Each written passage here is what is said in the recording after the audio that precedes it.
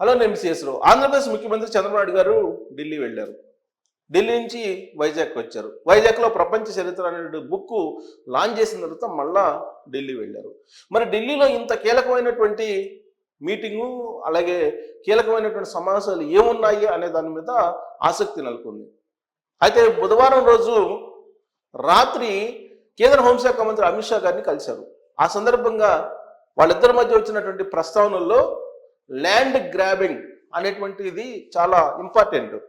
మిగతా అన్ని విషయాలు మాట్లాడారు. అమరావతి గురించి మాట్లాడారు, పోలవరం గురించి మాట్లాడారు, రాష్ట్ర ఆర్థిక పరిస్థితి గురించి మాట్లాడారు. ఇవన్నీ ఒక ఎత్తు అయితే రాష్ట్రంలో నెలకొన్నటువంటి ల్యాండ్ గ్రాబింగ్ ఏదైతే ఉందో దాని గురించి ఎక్కువగా ప్రస్తావన చేశారు కేంద్ర హోంశాఖ మంత్రితోటి ఆంధ్రప్రదేశ్ ముఖ్యమంత్రి చంద్రబాబు నాయుడు గారు.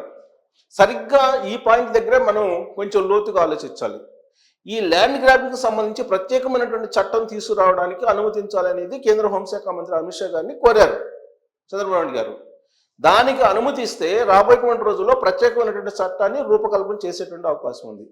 అది జరిగితే ఇమీడియట్గా ఎఫెక్ట్ అయ్యేటువంటి వాళ్ళు ఎవరు అనేటువంటి ఒక క్వశ్చన్ వేసుకుంటే కనుక అడ్డంగా బుక్ అయింది మాజీ మంత్రి పెద్దిరెడ్డి రామచంద్రరెడ్డి గారు. ఆయన అటవీ శాఖ భూములతో పాటు అసైన్ భూములు కూడా ఆక్రమించాడు అనేది ఆయన మీద ఉన్నటువంటి అభియోగం. దాని మీద ఆల్రెడీ ఎంక్వైరీ చేస్తున్నారు. ఆల్రెడీ అటవీ శాఖ మంత్రిగా పవన్ కళ్యాణ్ గారు ఉన్నారు కాబట్టి పవన్ కళ్యాణ్ గారే అదంతా చూస్తున్నారు. ఇప్పటికే గుంటూరు జిల్లాలో ఉండేటువంటి సరస్వతి పవర్ ప్రాజెక్టుకు సంబంధించినటువంటి ల్యాండ్ కొంత హ్యాండ్ ఓవర్ చేసుకుంది ప్రభుత్వం.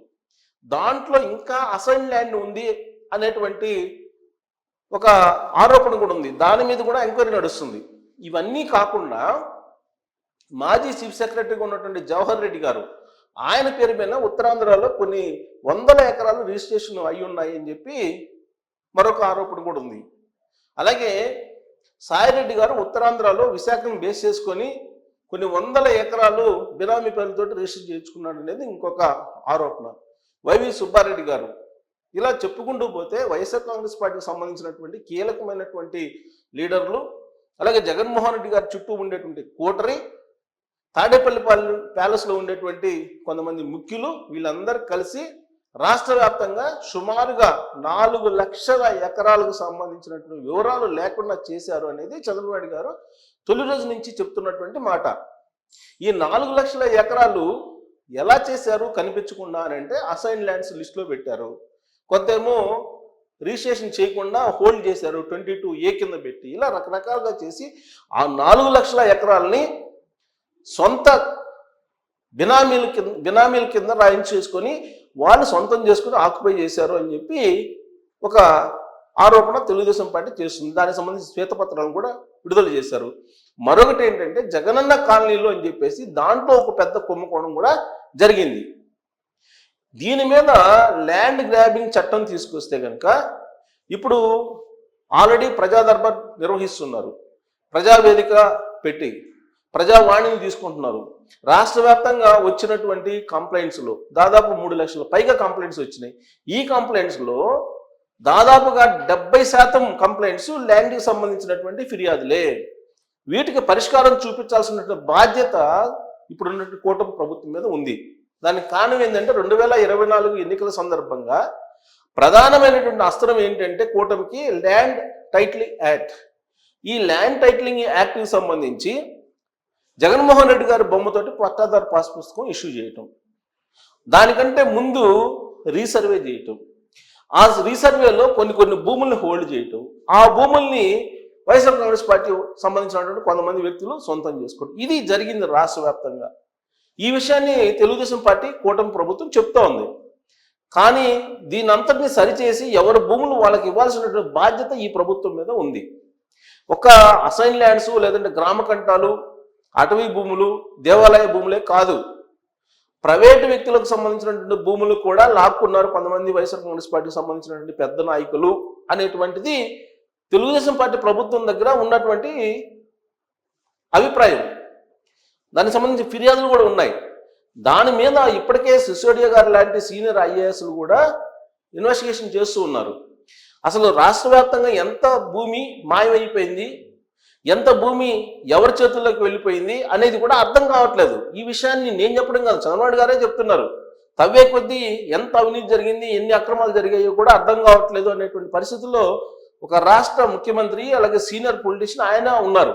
ఇలాంటి పరిస్థితుల్లో ల్యాండ్ గ్రాబింగ్ యాక్ట్ కనుక తీసుకొస్తే ఎవరైతే ల్యాండ్ని కబ్జా చేశారో, ప్రైవేట్ వ్యక్తుల నుంచి తీసుకొని రిజిస్టర్ చేయించుకున్నారో, ప్రైవేట్ వ్యక్తుల నుంచి లాక్కొని కబ్జా చేశారో వాళ్ళందరి భరతం పట్టడానికి అవకాశం ఉంది. అందుకే ల్యాండ్ గ్రాబింగ్ యాక్ట్ అనే దాన్ని తీసుకురావాలి, దానికి అనుమతించండి అని చెప్పేసి చంద్రబాబు నాయుడు గారు అడుగుతున్నారు. ఇదొకటి. రెండు, ఢిల్లీలో మద్యం స్కామ్ జరిగింది.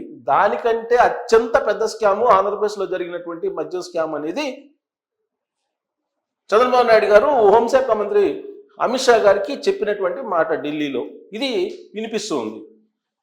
సో ఇప్పుడు మద్యం కుంభకోణం మీద కనుక విచారణకు ఆదేశిస్తే అసలు మద్యం కుంభకోణంలో ఏం జరిగింది అనే దాని మీద శ్వేతపత్రం చంద్రబాబు గారు విడుదల చేశారు. దానికి సంబంధించి దాదాపు 25 నుంచి 30,000 కోట్ల రూపాయల అవినీతి జరిగింది అనేటువంటిది ఆయనే చెప్తున్నారు. మరి దాన్ని నిరూపించి శిక్షించాల్సిన బాధ్యత కూడా ఈ ప్రభుత్వం మీద ఉంది. అందుకే కేంద్ర హోంశాఖ మంత్రి అమిత్ షా గారు పర్మిషన్ తీసుకున్నారు. ఈ రెండు అంశాలని ప్రత్యేకించి ప్రస్తావించారు అమిత్ షా గారితో చంద్రబాబు నాయుడు గారు అంటున్నారు. మరి వీటిని కనుక సీరియస్గా తీసుకొని చట్టం తన పని తాను చేసుకుపోతుంది, మీరు చట్టం పరిధిలో మీరు విచారణకు ఆదేశించండి అని చెప్పి కనుక సంకేతాలు కనుక వస్తే కేంద్రం నుంచి చంద్రబాబు నాయుడు గారికి ఇమీడియట్గా జగన్మోహన్ రెడ్డి గారి మీద విచారణకు ఆదేశించడం అవకాశం ఉంది. ఈ రెండు అంశాలే చాలు. ఒకటి ల్యాండ్ గ్రాబింగ్ యాక్ట్, రెండు మద్యానికి సంబంధించినటువంటి కుంభకోణం. ఈ రెండింటి మీద కనుక విచారణకు ఆదేశించడానికి గ్రీన్ సిగ్నల్ కనుక లభిస్తే వైఎస్ఆర్ కాంగ్రెస్ పార్టీకి సంబంధించినటువంటి కీలకమైనటువంటి లీడర్లు డజన్ల కొద్దీ దొరికేటువంటి అవకాశం ఉంది ల్యాండ్ గ్రాబింగ్ యాక్ట్ కింద. అలాగే ఈ మద్యం కుంభకోణానికి సంబంధించి మద్యాన్ని తయారు చేసినటువంటి కంపెనీలు ఏవి, ఆ డిస్టిలరీలకి ఎవరు పర్మిషన్ ఇచ్చారు, ఆ డిస్టిలరీ ఎవరివి, ఎందుకు బ్రాండ్ ఉన్నటువంటి మద్యాన్ని కాకుండా నాన్ బ్రాండ్ వేసి ఎందుకు ఈ మద్యాన్ని అమ్మారు, వీటన్నిటి మీద విచారణ జరగాల్సిన అవసరం ఉంది. అది జరిగితే నేరుగా తాడేపల్లికి వెళ్ళినటువంటి ఈ ట్రక్కులు ఏదైతే ఉన్నాయో ఆ ట్రక్కుల వ్యవహారం అంతా బయటకు వచ్చే అవకాశం ఉంది. సో దాని గురించి చంద్రబాబు నాయుడు గారు ప్రత్యేకించి ఢిల్లీలో ప్రస్తావిస్తున్నారు అని చెప్పి తెలుస్తుంది. ఇప్పటికే కేంద్ర హోంశాఖ మంత్రి అమిత్ షా గారిని కలిశారు, నరేంద్ర మోడీ గారిని కూడా కలవబోతున్నారు, మిగిలినటువంటి కేంద్ర మంత్రులను కూడా కలిసేటువంటి అవకాశం ఉంది. అయితే నరేంద్ర మోడీ గారితో జరిగేటువంటి మీటింగ్ అత్యంత ఇంపార్టెంట్.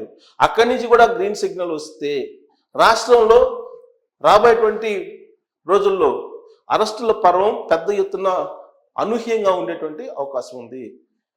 నిజంగా అలాంటి పరిస్థితి వస్తుందని అంటే జగన్మోహన్ రెడ్డి గారికి ఢిల్లీలో ఉండేటువంటి ప్రయారిటీ ఏ విధంగా ఉంది, ఎంత మేరకు ఉంది అనేటువంటి దాని మీద ఆధారపడి ఉంటుంది.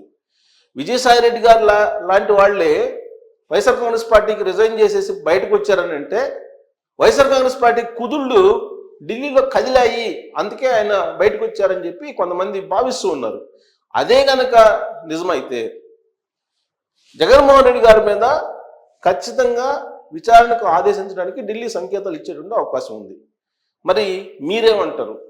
చంద్రబాబు నాయుడు గారికి స్వేచ్ఛనిచ్చి విచారణకి ఆదేశించాలి జగన్మోహన్ రెడ్డి గారి మీద అనేటువంటి సంకేతాలు ఇస్తారా, లేదంటే ఇప్పటికీ కూడా జగన్మోహన్ రెడ్డి గారి మీద ఢిల్లీ బీజేపీ పెద్దలకు ప్రేమతో కూడినటువంటి వ్యవహారాలు ఉన్నాయా?